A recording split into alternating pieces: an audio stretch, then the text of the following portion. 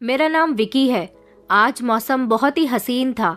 ठंडी ठंडी हवा चल रही थी और कॉलेज में भी कोई खास पढ़ाई नहीं हो रही थी।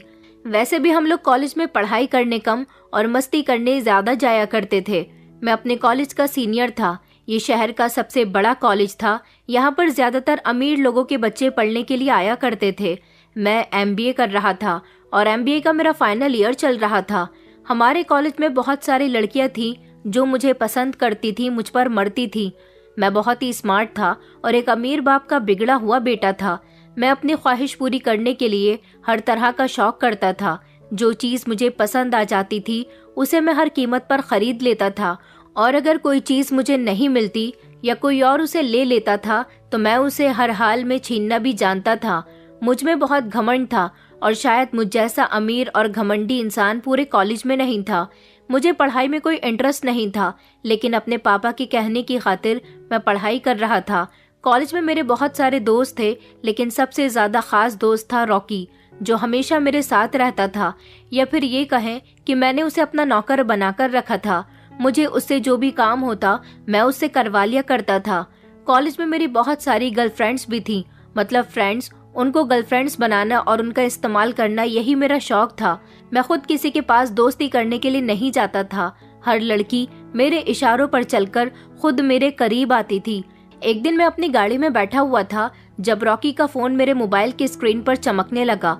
मैंने कॉल रिसीव की तो दूसरी तरफ से रॉकी बोला, तू बड़ी बेचैनी से इंतजार कर रहा होगा। यार, संजना मान गई है और जाओ, वो तुम्हारा होटल के कमरे में इंतजार कर रही है। मेरे होठों पर एक जहरीली सी मुस्कुराहट फैल गई थी। मैं जानता था कि वो इनकार नहीं करेगी। रॉकी जोर जोर से हंसने लगा कि कहने लगा कि तू तो हमेशा जान लेता है, तभी तो दुनिया तुझे बिजनेस टाइकून कहती है, क्योंकि हम हर चीज की कीमत लगा सकते हैं, हर चीज को खरीद सकते हैं। मैंने कहा कि हाँ, तू बिल्कुल ठीक कह रहा है रॉकी। विकी ने कभी किसी चीज के लिए हार नहीं मानी। हर चीज को अपनी मुट्ठी में करना जानता है विकी। जीतना मेरा मकसद है और मैं दुनिया की हर वो चीज़ हासिल करना चाहता हूँ जिस पर मेरी नज़र चली जाती है।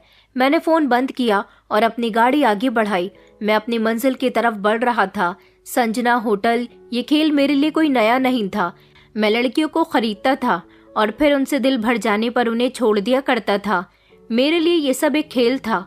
मेरे पिता का बहुत सारा पैसा था और फिर मैं उनका इकलौता बेटा था, इसलिए अपने पिता का पैसा दोनों हाथों से लुटाया करता था। मेरे डैड चाहते थे कि मैं अपनी पढ़ाई पूरी करने के बाद उनके बिजनेस की देखभाल करूं। अपने मॉम डैड से मेरी बिल्कुल भी नहीं बनती थी। मैं अपने घर में ज्यादा रुकता ही नहीं था। अगर रुकता तो मॉम डैड से किसी न किसी बात पर मेरी बहस हो जाती थी। मुझे सिर्फ अपने मुताबिक जिंदगी जीना, अपनी मर्जी का काम करना, अपनी मर्जी के मुताबिक फैसला करना ही ज्यादा पसंद था। मैं अपनी जिंदगी में किसी का इंटरफेयर बिल्कुल भी पसंद नहीं करता था। सिर्फ डैड के कहने पर उनकी ख्वाहिश पूरी करने के लिए मैं अपनी पढ़ाई तो पूरी कर रहा था, लेकिन मैं जानता था कि मुझे करना वही है जो मेरा मन करेगा। मेरे लिए लड़कियों का इस्तेमाल करना एक खेल था, एक ऐसा खेल था जिसमें मैं हमेशा जीतता था और वो हार जाती थी। मैंने गाड़ी एक बड़े से होटल के सामने रोकी और फिर पार्क करने के बाद मैं होटल के अंदर चला गया था। जैसे ही मैं रूम पर पहुंचा तो रूम का दरवाजा खुद ब खुद खुल गया था, जैसे सोनिया मेरा वेलकम करने के लिए काफी देर से इंतजार कर रही थी। मैंने कमरे के अंदर कदम रखा तो कमरा रोशनी से जगमगा रहा था। वह हमेशा की तरह बहुत खूबसूरत लग रही थी। उसने महंगी ड्रेस पहनी हुई थी, बाल खुले हुए थे, मेकअप भी अच्छा हो रखा था। उसका एक हाथ उसकी कमर पर था तो दूसरे हाथ में उसने ड्रिंक का ग्लास पकड़ा हुआ था। कि तुमने देर कर दी विकी, उसने शरारत भरी आवाज में मुझसे कहा। उसके चेहरे पर मुस्कुराहट थी। मैंने आगे बढ़कर उसकी तरफ देखा और कहा कि तुम्हें तो पता है मैं हमेशा अपनी शर्त पर ही आता हूँ। वो हंसने लगी, लेकिन उसकी हंसी में एक अजीब सी खनक थी। कुछ ऐसा था जो रोज की तरह नहीं था। ऐसा लग रहा था जैसे वो कुछ छुपा रही हो। मैंने कहा, संजना, आज कुछ बदली बदली सी लग रही हो। उसने नजर चुराते हुए कहा कि कभी कभी दिल चाहता है कि जिंदगी में कुछ स्पेशल किया जाए। मैंने अपनी जेब से सिगरेट निकाली तो झट से उसने मेरे आगे लाइटर किया और मेरी सिगरेट को जला दिया। मैंने उसकी कमर पर हाथ डाला और उसे अपनी तरफ खींच लिया और कहा कि ये कुछ भी स्पेशल सिर्फ मेरी मर्जी से ही होगा। मैं जो चाहूँ हमेशा वही होता है। लेकिन उस रात संजना के शब्द कुछ अलग ही थे। वो मेरे खिलाफ जाने की कोशिश कर रही थी। संजना भी मेरे करीब थी, लेकिन उसके अंदर एक अजीब सी बेचैनी थी। मैं हमेशा से औरतों की कमजोरी को समझता था और मैं जान चुका था कि कुछ ना कुछ तो गड़बड़ है। क्या बात है संजना, क्या कुछ कहना चाहती हो? उसने एक सेकंड के लिए मुझे देखा और फिर धीरे से कहने लगी कि विकी, क्या तुम्हें कभी किसी से मोहब्बत हुई है? मैंने जोर से हंसकर कहा कि मोहब्बत, ये शब्द मेरे लिए कोई मतलब नहीं रखता। संजना, मैं जिस चीज को चाहता हूँ उसे खरीद लेता हूँ। मेरे लिए मोहब्बत भी एक बिजनेस है, एक डील है। संजना ने गहरी सांस ली, जैसे वो पहले से जानती हो कि मैं यही कहूँगा। फिर धीरे से कहने लगी कि कभी कभी जो खरीदा जा सकता है वही सबसे ज्यादा कीमती होता है। मैं मुस्कुराया। अच्छा, अब जल्दी से काम पर लग जाओ, ज्यादा बनने की एक्टिंग मत करो। जो तुम्हारी कीमत है वो तुम्हें मिल जाएगी। फिर ये बातें क्यों कर रही हो? उसने अपनी उंगली मेरे चेहरे पर फहराते हुए कहा। शायद ये आखिरी बार हो। उसके शब्द में मुझे सीरियसनेस लग रही थी, लेकिन मैंने सब कुछ इग्नोर किया, उसे अपनी बाहों में भरा और फिर वही सब कुछ जो हर बार होता था। अगली सुबह सब कुछ बदला हुआ था। जब मैं जागा तो कमरा खाली था। संजना जा चुकी थी। मैंने अपना मोबाइल चेक किया तो देखा कि उसने मुझे एक टेक्स्ट सेंड किया था। उसमें लिखा था कि विकी, हर लड़की खरीदी नहीं जा सकती। कुछ लोग कीमत वसूल नहीं करते बल्कि कीमत चुकाकर चले जाते हैं। शायद आज तक तुम्हारा सामना सिर्फ उन लड़कियों से हुआ है जो खुद को तुम्हारे आगे पेश कर देती हैं, लेकिन एक दिन तुम्हें एक ऐसी लड़की मिलेगी जो तुम्हारे पास होकर भी तुम्हारी नहीं होगी। तब तुम्हें एहसास होगा कि हारना किसे कहते हैं और जीतना किसे कहते हैं। उसकी बात सुनकर मुझे एक अजीब सी उलझन हुई थी। मैंने मोबाइल पीछे फेंका, होटल के बाथरूम में जाकर अच्छे से फ्रेश हुआ और उसके बाद अपने घर के लिए रवाना हो गया था। डाइनिंग टेबल पर बैठा तो डैड की वही रोज रोज की चिक चिक कि तुम आज भी कॉलेज नहीं गए, कहाँ से आ रहे हो, रात भर कहाँ थे, रात भर तुम्हें बहुत सारी कॉल्स की, तुमने फोन रिसीव क्यों नहीं किया, और भी ऐसे न जाने कितने सवाल जो मेरे दिमाग में घूमकर पार हो रहे थे, मगर मुझे उनकी बातों से कोई फर्क नहीं पड़ता था। मॉम कहने लगी कि रहने दीजिए, इससे बात करने का कोई फायदा नहीं है, यह हमेशा अपने मन की करता है। वो मेरे करीब आई और कहने लगी कि बेबी, कॉलेज तो चले जाओ ना बेटा। मैंने कहा मॉम, आज तो मुझे लेट हो गया और आप जानती हो कि इतने टाइम तक मैं आप लोगों की चिक चिक सुन रहा हूँ। कॉलेज जाऊंगा तो प्रोफेसर की ढेर सारी बातें सुननी पड़ेंगी।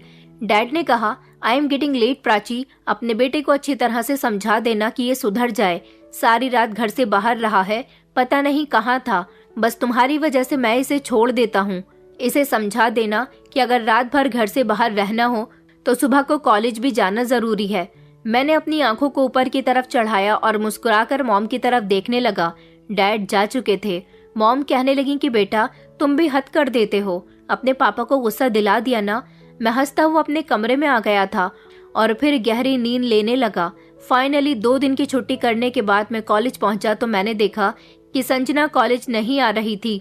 वैसे भी जिस लड़की का मैं इस्तेमाल कर लिया करता था उसका ना तो मुझे इंतजार रहता था और ना मैं उसे नजर उठाकर देखा करता था। लेकिन जब मेरी मुलाकात रॉकी से हुई तो उसने पूछा कि संजना कॉलेज नहीं आ रही है, तुम्हें उसके बारे में कुछ पता है? मैंने कहा, मुझे कुछ नहीं पता। तुम तो जानते हो कि एक बार किसी लड़की का इस्तेमाल करने के बाद मैं उसकी कोई खबर नहीं रखता। उसने कहा कि वो कॉलेज नहीं आ रही है।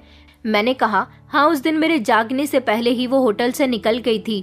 वो कुछ देर तक खामोश रहा और फिर कहने लगा, विकी, मुझे ऐसा लग रहा है जैसे तुम्हारे खेल का अंत होने वाला है।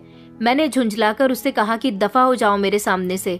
मेरे अंदर कुछ अजीब सा हो रहा था। ये पहला मौका था जब कोई लड़की मुझे इस तरह से छोड़कर गई थी।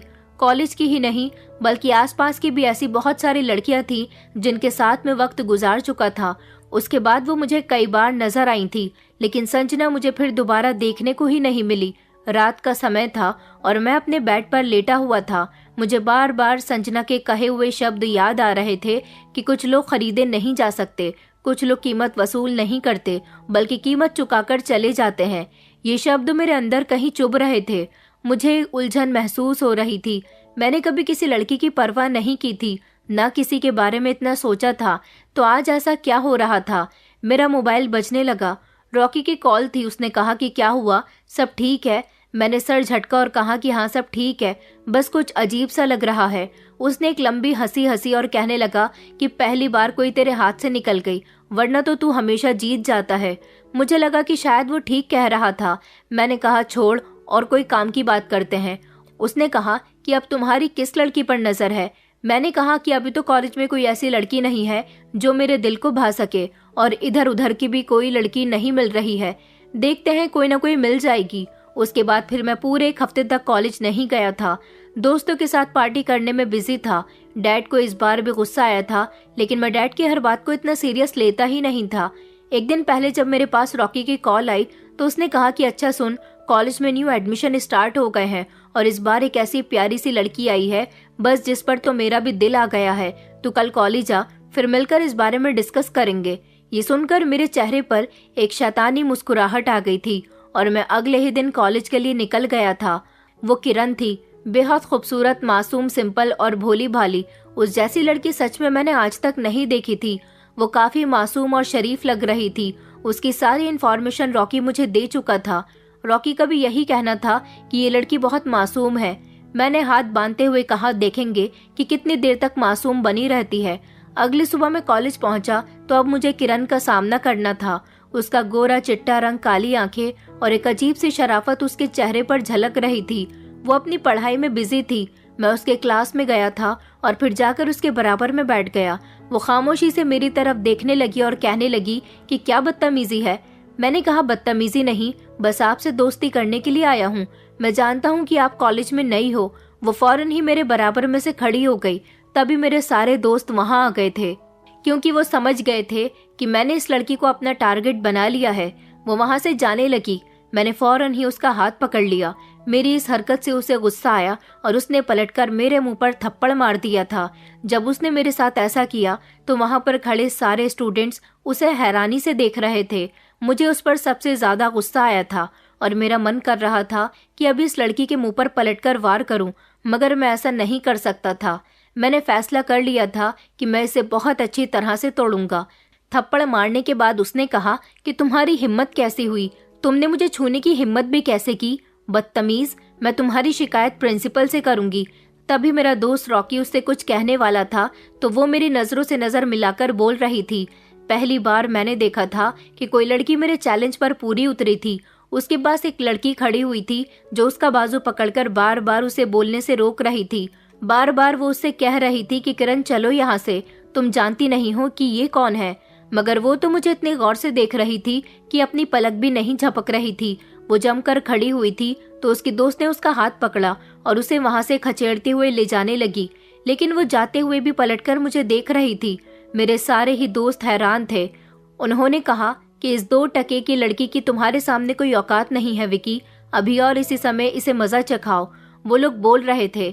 मैंने हाथ का इशारा देकर उन्हें खामोश रहने को कहा। वो तो वहां से जा चुकी थी, लेकिन मैंने अपने दिल में ठान लिया था कि मैं अपने इस थप्पड़ का बदला उससे जरूर लेकर रहूंगा। मैंने अपने दोस्तों से कहा कि इसके थप्पड़ का बदला इसे जरूर मिलेगा, तुम लोग परेशान मत हो। वैसे भी मेरी पढ़ाई पूरी होने वाली थी और अब मेरा कॉलेज से वास्ता खत्म होने वाला था। मैंने फौरन ही रॉकी से कहा कि इस लड़की की सबसे बड़ी कमजोरी क्या है, उसका पता लगाओ। मैं घर आ गया था, लेकिन अपने कमरे के अंदर आते ही मैंने सारे सामान की तोड़फोड़ करनी शुरू कर दी थी। मुझे उस लड़की पर इतना गुस्सा आ रहा था कि मैं बता नहीं सकता। रॉकी ने अगले ही दिन मुझे बताया कि इस लड़की की कमजोरी नहीं बल्कि बहुत सारी कमजोरियां हैं। ये लड़की बहुत गरीब है, इसकी माँ बीमार है और इसने अपनी माँ का जेवर बेचने के बाद इस कॉलेज में एडमिशन लिया है। घर किराए का है, यहाँ तक कि वो ऑटो रिक्शा से कॉलेज आती जाती है। कॉलेज से जाने के बाद बच्चों को ट्यूशन पढ़ाती है और सारी रात जागकर लोगों के कपड़े सिलती है, तब जाकर उसके घर का गुजारा होता है। ये सब सुनकर मेरे होठों पर एक शैतानी मुस्कुराहट आ गई थी। अगले ही दिन मैं कॉलेज गया और वहां जाकर मैंने इस लड़की के सामने शरीफ बनने की एक्टिंग की और इससे माफी मांगने लगा। मैंने कहा कि आई एम सॉरी, मुझे माफ कर दीजिए। मैं जानता हूँ कि कल मैंने आपके साथ जो कुछ भी किया था वो मेरी बदतमीजी थी, लेकिन मैं सच में बहुत शर्मिंदा हूँ और आपसे माफी मांग रहा हूँ। वो कुछ नहीं बोली और नाक फुलाकर खड़ी रही। मैंने कहा कि आप मुझे माफ नहीं करोगी। उसके साथ जो सहेली थी वो भी मुझे देखकर खड़ी हो गई। मैंने उससे कहा कि अरे आपको मुझसे डरने की कोई जरूरत नहीं है। पता नहीं क्यों कॉलेज में बहुत सारे स्टूडेंट मुझसे डरते हैं। अब से किसी को भी मुझसे डरने की जरूरत नहीं है। मैं यहाँ हर किसी से दोस्ती करना चाहता हूँ और कल भी आपको गलतफहमी हुई थी मैडम। मैं आपसे दोस्ती करने के लिए ही आपके पास आया था। बस मुझसे यहाँ गलती हो गई कि मैंने आपका हाथ पकड़ लिया, लेकिन मुझे माफ कीजिएगा। मैंने हाथ जोड़कर कहा, आइंदा मैं आपको कभी भी टच नहीं करूंगा। उस लड़की ने नजर झुकाई और कहने लगी कि अच्छा ठीक है, लेकिन मैं इतनी आसानी से हार मानने वाला नहीं था। मैंने उसके आगे अपना हाथ बढ़ाया और कहा कि तुम मुझसे दोस्ती नहीं करोगी। उसने कहा कि सॉरी, मैं दोस्ती नहीं करती। मैंने कहा कि अच्छा ठीक है, तो इसका मतलब तुमने मुझे माफ नहीं किया। चलो कोई बात नहीं। ये कहकर मैं वापस आ गया था, लेकिन अब मैं उसका पीछा करने लगा।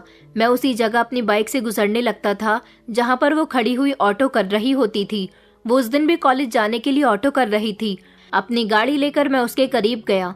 मैंने अपनी आंखों से काला चश्मा हटाया और कहा कि अरे किरण, तुम यहाँ क्यों खड़ी हुई हो? उसने मुझसे नजरें चुराई और कहने लगी कि मैं ऑटो का इंतजार कर रही हूँ। मैंने कहा अरे तुम मेरे साथ मेरी बाइक पर बैठ जाओ ना, मैं तुम्हें कॉलेज तक छोड़ देता हूँ। मैं भी तो कॉलेज ही जा रहा हूँ ना, मुझे कॉलेज से कुछ जरूरी काम है। उसने कहा कि नहीं नहीं, मैं ऑटो से चली जाऊंगी। मैंने कहा तुम मुझ पर भरोसा कर सकती हो यार, मगर उसने नजर चुरा ली और कहने लगी कि मुझे जरूरत नहीं है। एक ऑटो वाला करीब से गुजरा तो उसने जोरदार आवाज लगाई और उसमें बैठकर चली गई। लेकिन ये सब देखकर मेरा खून खौल उठा था। ये लड़की सच में बड़ी टेढ़ी चीज थी, इतनी आसानी से मेरे काबू में आने वाली नहीं थी। मगर मैंने भी सोच लिया था कि इसको पटाने के लिए मुझे एड़ी चोटी का जोर लगाना पड़ेगा। ये लड़की बाकी सब लड़कियों से बहुत अलग थी। मैंने अब तक जितनी भी लड़कियों को देखा था वो मेरी स्मार्टनेस और अमीरी पर इतनी ज्यादा फिदा हो जाती थी कि मुझसे बात करने के लिए तरसती थी। लेकिन इस लड़की से मैं खुद बात कर रहा था, फिर भी ये इतना एटीट्यूड दिखा रही थी। मुझे सिर्फ उस दिन का इंतजार था जब मैं इसकी अकड़ मिट्टी में मिलाने वाला था। वो मेरी गाड़ी पर नहीं बैठी। इस प्लान में मैं नाकामयाब हो गया था। फिर मुझे अगले पहलू की तरफ बढ़ना था। दूसरा पहलू ये था कि उसकी माँ बीमार थी और उसकी माँ का इलाज जिस डॉक्टर के पास से चल रहा था, आज वो अपनी माँ के साथ वहाँ आने वाली थी। वहाँ पर मैं पहले से ही मौजूद था और अस्पताल में पहुँचने के बाद मैंने उसकी तरफ देखा। वो अपनी माँ की तरफ से बहुत परेशान थी। शायद उसकी माँ को कोई बड़ी बीमारी थी।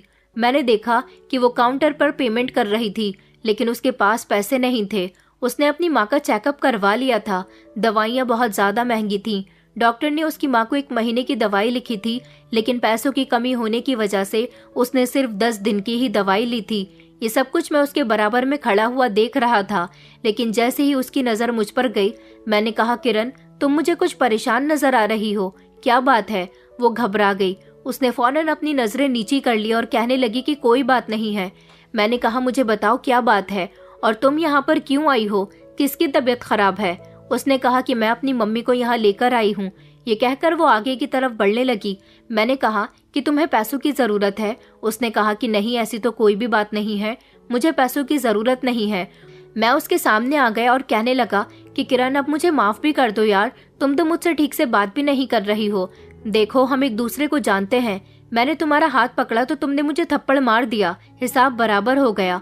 अब आखिर किस बात की नाराजगी? मैं तुमसे दोस्ती करना चाहता हूँ। उसने कहा नाराजगी उन लोगों से की जाती है जिनसे आपका कोई झगड़ा हुआ हो या फिर कोई मनमुटाव हुआ हो। ना तो मेरा आपके साथ झगड़ा हुआ है, ना ही कोई मनमुटाव हुआ। रही उस दिन की बात, तो मैं आपको माफ कर चुकी हूँ और मैं लड़कों से दोस्ती नहीं करती। लड़कों से क्या, बल्कि किसी से भी दोस्ती निभाने का मेरे पास समय नहीं है। ये कहकर वो आगे बढ़ने लगी। मैंने कहा अच्छा सुनो, मैंने देखा है कि डॉक्टर ने तुम्हारी मम्मी के लिए 1 महीने की दवाई लिख कर दी थी, मगर तुमने पैसों की कमी की वजह से सिर्फ 10 दिन की दवाई ली है। मैं अभी पेमेंट कर देता हूँ। उसने मेरा हाथ रोक लिया और कहा कि नहीं, मुझे आपकी मदद की जरूरत नहीं है, बाकी के दिनों की दवाई मैं खुद आकर ले जाऊंगी। ये कहकर वो फिर से आगे बढ़ गई। अब की बार मुझे उस पर बेहद गुस्सा आ रहा था। मैं इस लड़की से हर तरह से बात करने की कोशिश कर रहा था, लेकिन ये थी कि मुझसे बात कर ही नहीं रही थी। इस लड़की का कुछ न कुछ तो करना था। मेरी एक दोस्त थी नीलम। मैंने नीलम को फोन किया और उससे हेल्प मांगी। मेरी दोस्त मेरा काम करने के लिए तैयार हो गई थी। मैंने उसे कुछ ऐसा काम बताया था जिसके होते ही मैं अपने प्लान में कामयाब हो सकता था, और वो ये था, मैंने नीलम से कहा कि वो कॉलेज में रहकर किरण पर नजर रखे और जितना हो सके किरण के करीब जाने की कोशिश करे और उससे दोस्ती करे। नीलम मेरा कहना मान गई थी। हालांकि नीलम और मैं सेम कोर्स कर रहे थे। मेरा तो MBA कंप्लीट होने ही वाला था और मेरे डैड की जिद की वजह से MBA कंप्लीट होते ही मुझे उनका बिजनेस संभालना था, लेकिन मैं अभी उनको टाल रहा था। मैं अभी बिजनेस को खुद पर सवार नहीं करना चाहता था। वक्त गुजरता गया और नीलम ने अपना काम करना शुरू कर दिया था। नीलम ने कुछ दिनों बाद मुझे फोन करके यही बताया कि विकी, इस बार तुम्हारा पाला गलत लड़की से पड़ा है। तुम इस लड़की को जैसा समझ रहे हो ये वैसी बिल्कुल भी नहीं है, तुम्हारे जाल में इतनी आसानी से नहीं फंसेगी। मैंने कहा, मैंने तुम्हारी एडवाइस नहीं मांगी नीलम, तुम्हें एक काम दिया था, मेरा वो काम हुआ या नहीं मुझे ये बताओ। उसने कहा कि तुम्हारा काम हो गया। मैंने बातों ही बातों में उसके घर के बारे में सब कुछ जान लिया और उसको एडवाइस दी है कि वो सिलाई और बच्चों को ट्यूशन पढ़ाना छोड़कर किसी कंपनी में जॉब करेगी तो उसे वहाँ ज्यादा पैसे मिलेंगे। आ तो गई है उसके दिमाग में मेरी बात, क्योंकि मैंने उसे तुम्हारी कंपनी के बारे में भी बता दिया है और उसे पूरे 60,000 रुपए का लालच दिया है। इतने पैसों का सुनकर जरूर वो तुम्हारे ऑफिस में भागी चली जाएगी। मैंने कहा, यू आर ग्रेट नीलम, तुमने बहुत अच्छा काम किया है। बस एक बार वो लड़की मेरे ऑफिस तक आ जाए, फिर उसको अपने बिस्तर तक लाना तो मेरे लिए चुटकियों का काम है। फिर मैं उससे अपना बदला लूंगा, अपने उस थप्पड़ का बदला जो उसने मुझे पूरे कॉलेज के सामने मारा था। मैं ये बात भूल नहीं सकता था। फिर फाइनली एक दिन वो भी आ गया जब उसके दिमाग में की गई बात बैठ गई थी कि उसे नौकरी कर लेनी चाहिए। और जब वो इंटरव्यू के लिए हमारी कंपनी में आई तो मैं उसका इंतजार कर रहा था और इस तरह से डैड का बिजनेस संभालने के लिए ऑफिस भी चला गया। मेरे मॉम डैड हैरान थे कि पहले वो लोग मुझे ऑफिस भेजा करते थे तो मैं नहीं चाहता था, लेकिन अब मैं खुद ब खुद वहाँ क्यों जा रहा हूँ। मैं अपने केबिन में बैठा हुआ था और मैंने कहा था कि इस लड़की का इंटरव्यू मैं लूंगा। मैं अपना मुंह फेर कर बैठा हुआ था। जैसे ही वो कांपते हुए कदमों से केबिन के अंदर दाखिल हुई, जैसे ही उसने कहा कि सर, तो मैंने फौरन कुर्सी घुमाकर उसकी तरफ देखा। वो मुझे उस जगह देखकर हैरान रह गई थी। उसने अपनी आंखें झुका ली थी। मैंने कहा, किरण तुम? वो कहने लगी कि सर, मैं यहाँ नौकरी करने के लिए आई हूँ, मुझे नौकरी की बहुत ज़रूरत है, मैं इस समय बहुत परेशान हूँ। ये बात तो मैं अच्छे से जानता था कि उसे इस समय नौकरी की बहुत ज़रूरत है, क्योंकि जिस घर में वो रहती थी वहाँ का मकान मालिक जो पहले उनसे 3 महीने में किराया लिया करता था, अब उसने मेरे कहने पर किरण का पीछा ले लिया था कि हर महीने किराया दिया करो। और कॉलेज में भी फीस का प्रेशर उस पर बढ़ाया जा रहा था। इधर उसकी माँ का इलाज चल रहा था। उसके पास यहाँ नौकरी करने के अलावा कोई दूसरा रास्ता था ही नहीं। उसने अपने डॉक्यूमेंट मेरे आगे किए। मैंने कहा, किरण, मुझे इस सब की ज़रूरत नहीं है, तुम्हें यहाँ ऐसे ही नौकरी मिल जाएगी। ये मेरी कंपनी है, इसको मैं और मेरे डैड मिलकर चलाते हैं। और हाँ, अब तुम्हें परेशान होने की ज़रूरत नहीं है, तुम मेरी पर्सनल सेक्रेटरी हो, मैं तुम्हें सेक्रेटरी की जॉब दे रहा हूँ। वो खुश हो गई और साथ ही मुझे शुक्रिया कहकर वहाँ से उठकर चली गई। आज उसकी आंखों में मैंने मजबूरी देखी थी और इससे मुझे बहुत खुशी मिली थी। लेकिन अगले दिन से जब उसने नौकरी ज्वाइन कर ली, तब से मैंने उसे अपने साथ रखना शुरू कर दिया था। मैंने उसे बताया था कि मैं जहाँ जाऊँगा वहाँ तुम मेरे साथ साथ चलोगी, मेरे सारे काम तुम करोगी। उसने कहा था कि जी सर, कहकर मेरी बात को उसने मान लिया था। लेकिन ये सब करना उसके लिए इतना आसान नहीं था। उसका ऑफिस में पहला दिन बहुत अच्छा गुजरा था। वो सुकून से लग रही थी कि उसकी नौकरी अच्छी जगह लग गई है, अब उसकी पढ़ाई भी अच्छी चलेगी और किराए के घर से भी उसे नहीं निकाला जाएगा, क्योंकि मैंने उसे एडवांस सैलरी का चेक दे दिया था। मेरे पास उसका नंबर आ गया था। मैंने रात के समय उसे कॉल किया और कहा कि किरण, कल सुबह तुम्हें ऑफिस जल्दी आना है। उसने कहा कि ओके सर, मैं आ जाऊंगी। लेकिन अगले दिन जब वो ऑफिस आई तो मैं उसका इंतजार कर रहा था। मैंने उससे कहा कि ठहरो, अपने केबिन में मत जाना, मेरे साथ चलो। वो मेरी इस बात पर थोड़ा घबरा गई। सर कहाँ? मैंने कहा, एक बिजनेस मीटिंग के लिए हम लोग जा रहे हैं, आओ मेरे साथ। मैं उसे लेकर अपनी गाड़ी तक आ गया। वो पीछे वाला दरवाजा खोलकर पीछे बैठने की कोशिश कर रही थी, लेकिन मैंने उसे कहा कि सेक्रेटरी बॉस के बराबर में बैठती है, तुम्हारी जगह पीछे नहीं बल्कि आगे है। वो थोड़ा हिचकिचाई और फिर मेरे बराबर वाली सीट पर आकर बैठ गई। मैं गाड़ी ड्राइव करता रहा और फिर उसके बाद उसे एक रेस्टोरेंट में लेकर आ गया। हम लोग एक तरफ जाकर बैठ गए थे। वो मेरे बिल्कुल सामने बैठी हुई थी और थोड़ा अनकंफर्टेबल महसूस कर रही थी। उसके हाथ टेबल पर रखे हुए थे और वो इधर उधर देख रही थी, लेकिन मैंने उसके हाथ पर अपना हाथ रखकर तसल्ली दी और कहा कि तुम्हें घबराने की ज़रूरत नहीं है। मेरे हाथ लगाते ही वो तो उछल गई और उसने कहा कि सर, ये आप क्या कर रहे हैं? मैंने कहा, ओ कम ऑन किरण, मैंने तुमसे पहले ही कहा था कि ये बिजनेस मीटिंग है, तुम्हारी इज्जत मेरी नज़रों में हमेशा बरकरार रहेगी। उसके चेहरे पर अजीब से एक्सप्रेशन थे, जैसे वो मेरे बदलते हुए बिहेवियर को समझने की कोशिश कर रही हो। लेकिन मुझे पता था कि मैं ये खेल जीतने वाला हूँ। मैंने हमेशा अपने शिकार को बेखबरी में काबू किया था और किरण भी अब जल्दी ही मेरी होने वाली थी। मैं किरण को झुकाने की कोशिश कर रहा था। मुझे अब पक्का यकीन हो गया था कि ये लड़की इतनी भी आसान नहीं है जितनी मैंने समझा था। वो हमेशा मुझसे सावधान रहती थी, ज़रूरत से ज़्यादा सीधी और हद से ज़्यादा चालाक। मैंने उस पर तरह तरह से अपने तरीके आजमाने शुरू किए।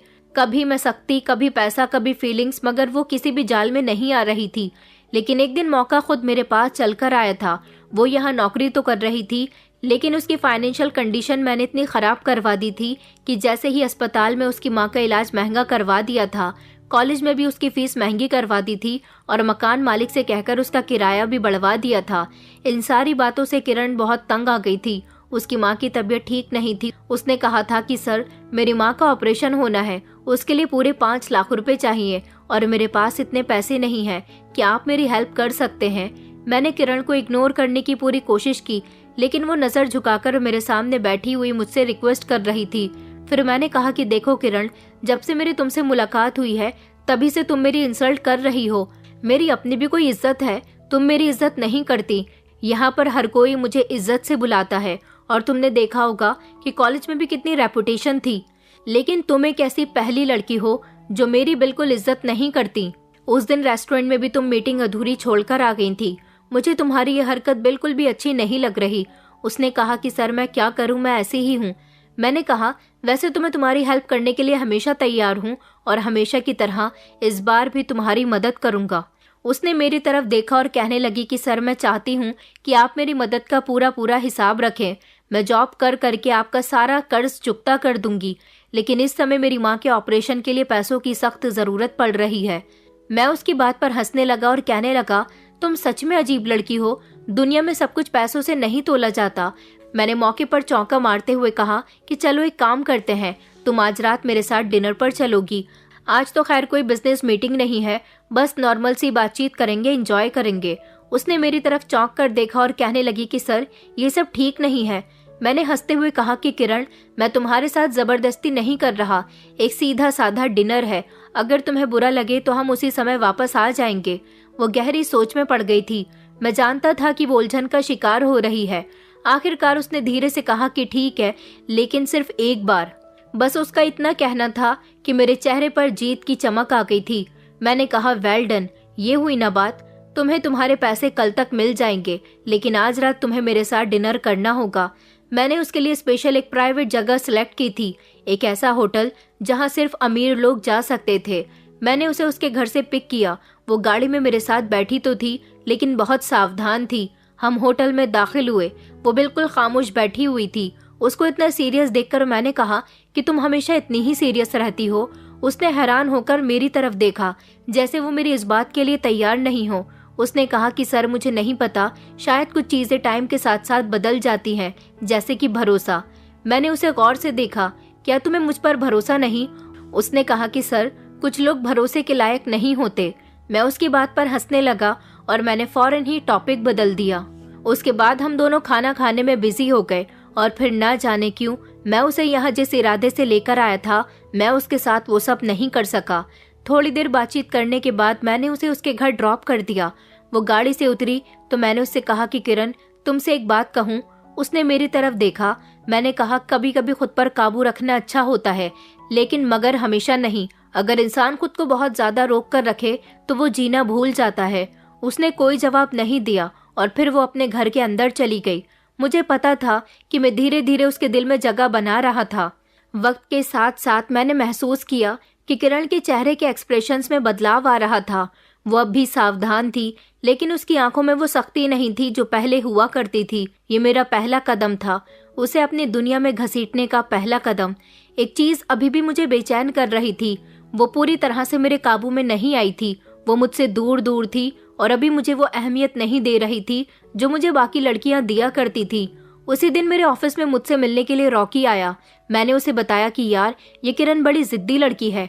रॉकी हंसने लगा और कहने लगा, तू कब से जिद के आगे झुकने लगा? मैंने कहा, झुक नहीं रहा, मैं सोच रहा हूँ कि इसे तोड़ूं कैसे और अपने थप्पड़ का बदला कैसे लूं। लड़कियां तो मोहब्बत से टूटती हैं या फिर डर से। रॉकी ने कहा, अगर वो तुमसे मोहब्बत नहीं कर रही तो उसके दिल में डर पैदा कर दो। मैंने कहा, डर? हाँ, शायद अभी टाइम आ गया है। मैंने अभी तक 5 लाख रुपए की रकम किरण के अकाउंट में ट्रांसफर नहीं की थी, क्योंकि मैं अच्छी तरह से जानता था कि उसकी माँ का कोई ऑपरेशन नहीं होने वाला। ये सब कुछ मैंने डॉक्टर को पैसे देकर झूठी रिपोर्ट बनाने के लिए कहा था और मुझे इस खेल में बड़ा मजा आ रहा था। वो मेरे पास आई और कहने लगी कि सर, आपने अभी तक पैसे मेरे अकाउंट में ट्रांसफर नहीं किए।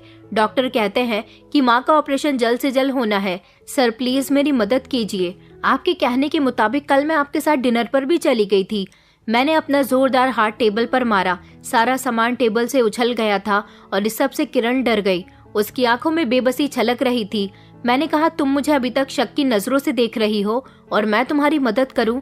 तुमने ये कैसे सोच लिया? उसकी आंखों में एक ऐसी बेबसी थी। मैंने नोटिस किया था कि हर लड़की मेरे आगे झुक जाती थी, लेकिन किरण की नजरों में एक अजीब सी हिम्मत थी। उसने कहा, सर मैंने नहीं सोचा था कि आप ऐसा कहेंगे।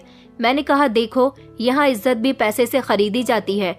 उसने उसी समय मेरी बात का जवाब दिया कि नहीं, सब कुछ पैसे से नहीं खरीदा जा सकता। वो रोते हुए मेरे केबिन से निकल गई थी।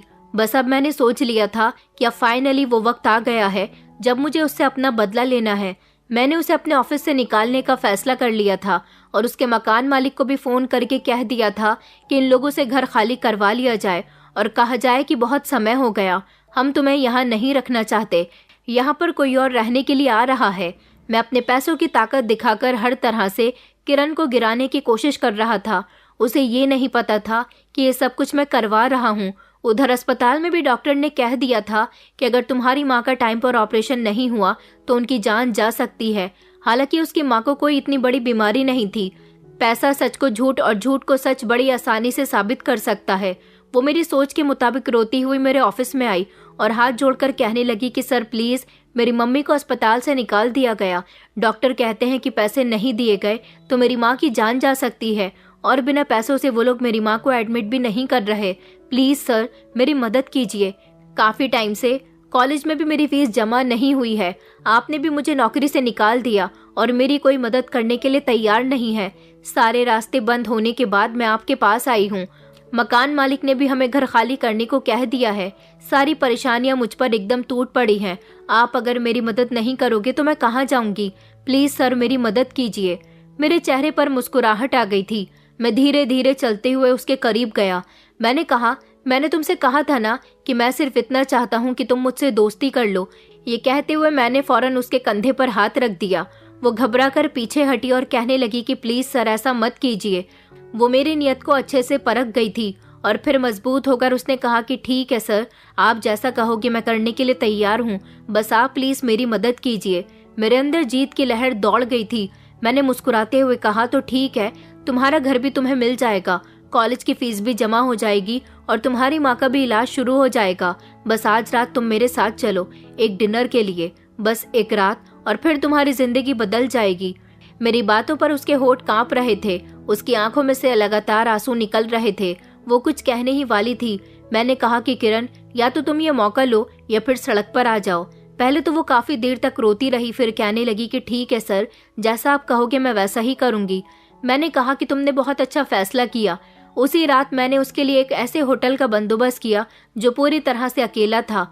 वो रात होते ही सिंपल कपड़ों में वहां पर आ गई थी, मगर उसकी आंखों में एक अजीब सी शिकस्त थी। मुझे ऐसा लग रहा था मैं जीत के बहुत करीब हूँ, क्योंकि आज रात में उसका फायदा उठाने वाला था और उसकी इज्जत खराब करके अपने थप्पड़ का उससे बदला लेना चाहता था। मैंने ड्रिंक का गिलास घुमाया और मुस्कुराकर कहा कि ये लो। उसने कहा कि नहीं सर, मैं ड्रिंक नहीं करती। मैंने उसके करीब जाकर कहा, तो अच्छा, तो फिर क्या करती हो? उसने कहा कि मेरी मजबूरियां मुझे यहाँ तक खींच कर लेकर आई हैं, वरना मैं ऐसी लड़की नहीं हूँ जैसा आपने मुझे सोचा है।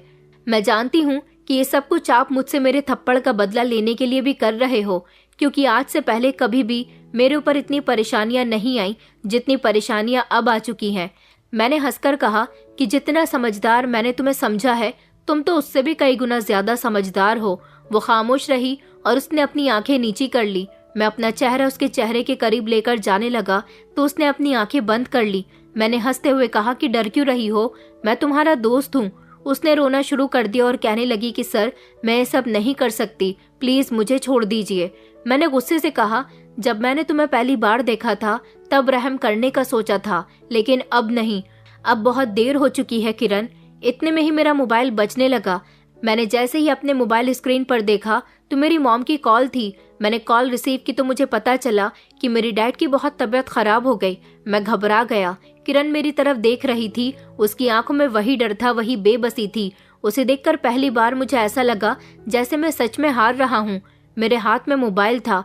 दूसरी तरफ मेरे डैड की तबीयत बहुत ज्यादा सीरियस थी, लेकिन वो अभी भी अपनी जगह पर खड़ी हुई थी, रो रही थी, मगर टूटी नहीं थी, बिखरी नहीं थी।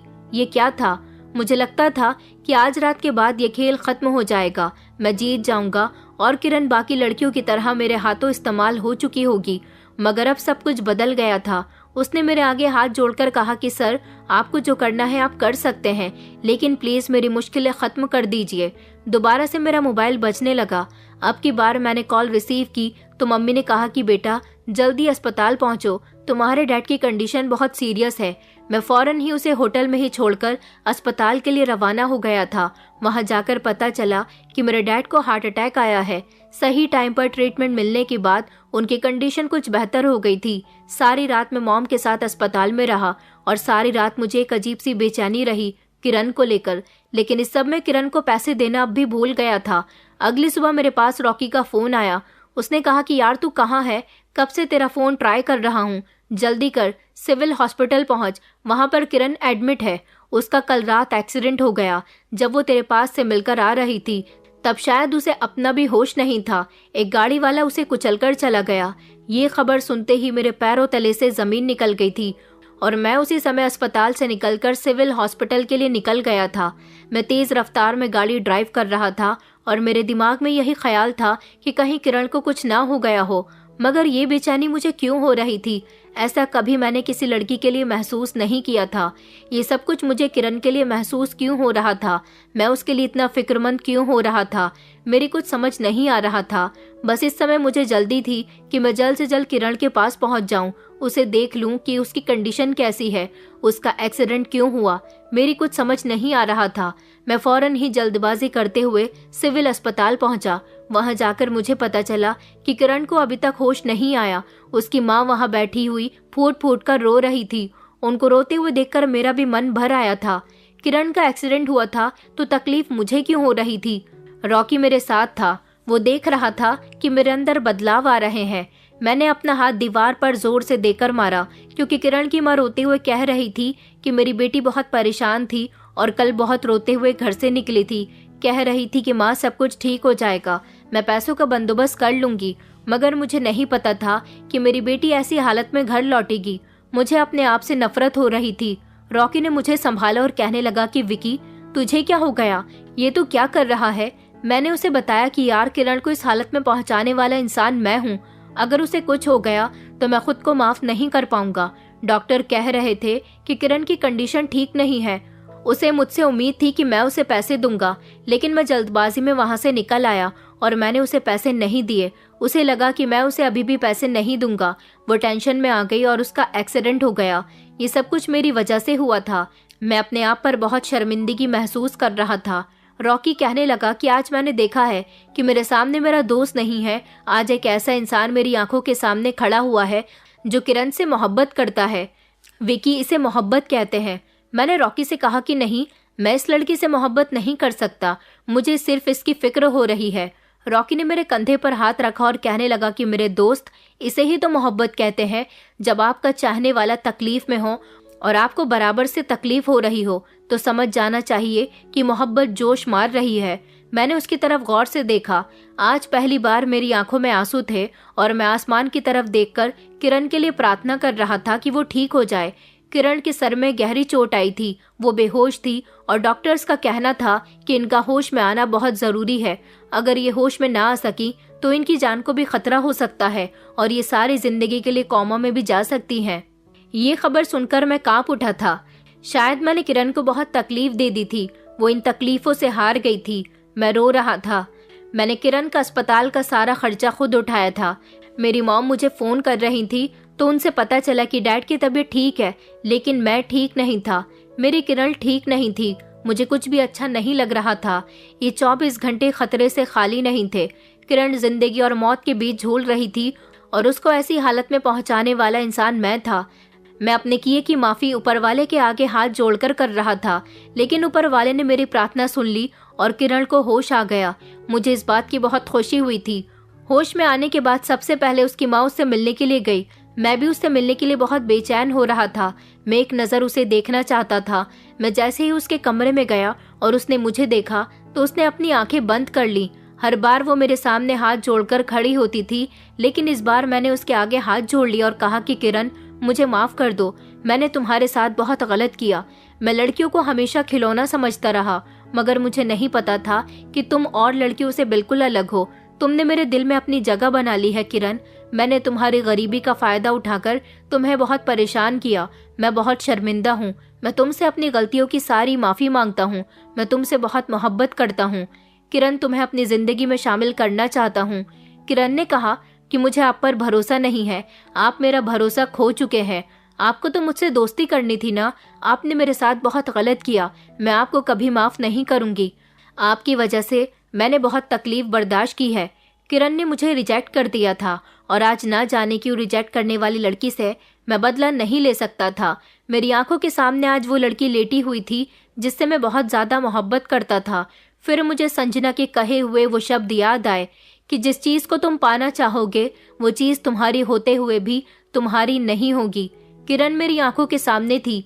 मैं चाहता तो अभी उससे उसके कहे हुए शब्दों का बदला ले सकता था, लेकिन नहीं, अब और मैं उसे तकलीफ नहीं पहुंचाना चाहता था। मैंने उससे माफ़ी मांगी और कहा कि ठीक है, मैं तुम्हें बदल कर दिखाऊंगा कि मैं तुमसे कितनी मोहब्बत करता हूँ। मैंने अपने आप को बदल लिया है। पहले जो मैं लड़कियों को खिलौना समझता था, अब मैं लड़कियों की इज्जत करूंगा। लेकिन मेरे अंदर ये बदलाव तुम लेकर आई हो। मैं तुम्हें हासिल करना चाहता था। आज तुम मेरे सामने हो, कमरा बंद है, मगर मैं तुम्हें हासिल नहीं कर सकता। किरण, मुझे माफ कर दो, लेकिन एक बार सोचना जरूर। मैं तुम्हें पाने के लिए अपने आप को बदल दूंगा। कभी तुम्हें मेरी याद आए तो मेरे पास जरूर आना। मैं तुम्हें अब की बार धोखा नहीं दूंगा। तुमसे झूठ बोलकर तुम्हें परेशान नहीं करूंगा। मैं तुम्हें सच में अपनाना चाहता हूँ। तुम्हें मुझ पर विश्वास हो तो तुम मेरे पास जरूर आना। मैं तुम्हारा इंतजार करूंगा। किरण ने मुंह फेर लिया और वो खामोश रही। मैं कमरे से बाहर निकल आया था और फिर उस दिन के बाद से मैंने खुद को पूरी तरह से बदल लिया था। मेरे अंदर का घमंड खत्म हो गया था। मैंने अपने माँ बाप की इज्जत करनी शुरू कर दी थी। उनका कहना मानना शुरू कर दिया था। लड़कियों की इज्जत करनी शुरू कर दी थी। जो लड़कियां मुझसे डरती थी, जिन्हें लगता था कि मैं लड़कियों का सिर्फ इस्तेमाल करता हूँ, उनके ऊपर मैंने नजर डालनी बंद कर दी थी। मेरे दोस्त को भी मेरा ये बदलाव बहुत पसंद आया था। मैंने अपने आप को तो बदल लिया था, लेकिन जिसकी खातिर बदला था वो काफी समय तक भी मेरे पास लौटकर नहीं आई थी। मैंने किरण के मकान मालिक से फोन करके कह दिया था कि वो उसको घर में रहने की परमिशन दे दें। कॉलेज में भी किरण की फीस जमा करवा दी थी और अपने आदमियों को उसके घर के बाहर छोड़ दिया था ताकि वो उसकी मदद कर सकें, उसकी रक्षा कर सकें। लेकिन कुछ दिन के बाद मेरे आदमी वहां से वापस आ गए। जब किरण को पता चल गया कि मैंने ही उन लोगों को भेजा था। किरण का कहना था कि उसे मेरी कोई मदद नहीं चाहिए। इसी तरह से 6 महीने गुजर गए। मैं हर गुजरते दिन के साथ उसका इंतजार करता था, मगर वो नहीं आई और मैं हर दिन तड़पता रहा। एक दिन मैं अपने घर में बैठा हुआ था जब नौकर ने आकर बताया कि सर, आपसे कोई मैडम मिलने के लिए आई हैं।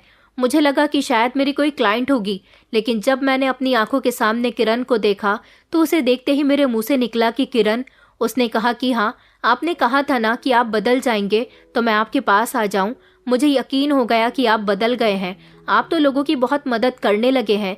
ये सब मैंने जब अपनी आंखों से देखा तो मुझे यकीन हो गया कि आप बदल गए। उसने ये कहकर अपनी नजरें झुका ली और फिर कहने लगी कि मैंने आपको माफ कर दिया। बस फिर क्या था, किरण मेरी जिंदगी में खुशी खुशी शामिल हो गई। दोस्तों, उम्मीद करती हूँ आपको हमारी कहानी पसंद आई होगी। कहानी पसंद आई है तो वीडियो को लाइक करें, चैनल पर नए हैं तो चैनल को सब्सक्राइब करें और हाँ, नोटिफिकेशन बेल को जरूर दबाएं ताकि अगली अपडेट सबसे पहले आपको मिले।